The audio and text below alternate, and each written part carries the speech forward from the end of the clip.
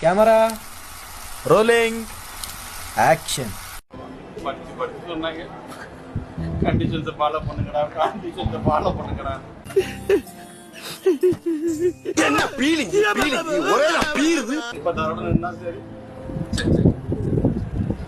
No மகேஷ்மா, நம்ம சின்னவர் கூட இப்படி ஆக்டிங் பண்ணல, நீ நானா அப்படி ஆக்டிங் பண்றா? கள்ளக்குறிச்சியில கள்ளச்சாராயம் குடிச்சு 50 பேர் செத்தாங்க, அப்போ வந்து ஒப்பாரி வைக்கல. சென்னையில நடந்த ரிபப்ளிக் டே ஏர் ஷோல 6 பேர் செத்து போனாங்க, அப்போ வந்து ஒப்பாரி வைக்கல. அஜித் குமார்ன்ற ஒரு அப்பாவி மனுஷனை நகைய திருடிட்டான்னு சொல்லி போலீஸ்காரங்க எல்லாம் சேர்ந்து துடிக்க துடிக்க கொன்னீங்க, அப்ப வந்து ஒப்பாரி வைக்கல. கரூர்ல நடந்த டிவிக்கு பொதுக்கூட்டத்துல இறப்பு செய்தி கேட்ட 10வது நிமிஷத்துல வந்து ஒப்பாரி வச்சிட்டு இருக்க எப்படின்னா? உடனே நீங்க இங்க செத்தவெல்லாம் மனுஷனே இல்லையாடா? மனசாட்சியே இல்லாம இதை வச்சு ரீல் போடுறேன்னு கேப்பீங்க. சிந்தியங்க மக்களே, இவனுங்க ஆட்சியில ஏதாவது அசுமாவது நடந்தா எப்படி அறக்க ஓடி வருவாங்களான்னு.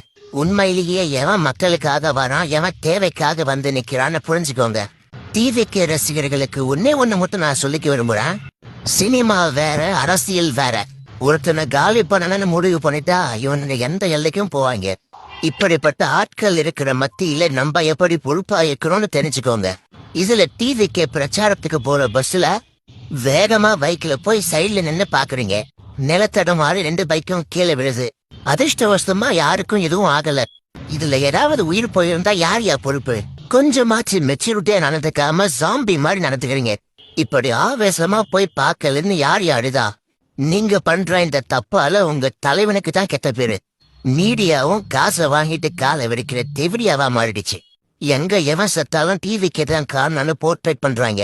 மீடியா இந்த அளவுக்கு எச்ச வேலை பாக்குறானுங்க. இதுல சொல்லி வச்ச மாதிரி எல்லா திரைப்பிரபலங்களும் ஸ்டோரி போடுறது என்ன, ட்வீட் போடுறது என்ன. மத்த பிரச்சனை நடக்கும் போதெல்லாம் எங்கேயா போனீங்க? ஒருத்தனை காலி பண்றதுல என்னையா அவங்களுக்கு அவ்வளவு சந்தோஷம்? நேத்து அஜித் குமார் டெத்துன்னு யூடியூப்ல சர்ச் பண்ணா டிவிக்கே கூட லிங்க் ஆகி வருது. என்னமோ பண்றீங்களாடே. இதுல மீட்டிங் நடக்கும்போது திடீர்னு கரண்ட் கட் ஆகுது. போலீஸ் லத்தி சார்ஜ் பண்ணுது. எதுக்கு லத்தி சார்ஜ் எல்லாம் பண்ணீங்க? நேபாள்ல நடந்த மாதிரி போராட்டம் என்ன பண்ணாங்களா என்ன? லத்தி சார்ஜ் பண்ணா என்ன ஆகுன்னு உங்களுக்கு தெரியாதா? பிளான் பண்ணி பண்றீங்கன்னு நல்லா தெரியுது. கடைசியா இந்த கோர விபத்துல உயிரிழந்த எல்லா குடும்பங்களுக்கும் ஆழ்ந்த இரங்கலை தெரிவிச்சுக்கிறேன்.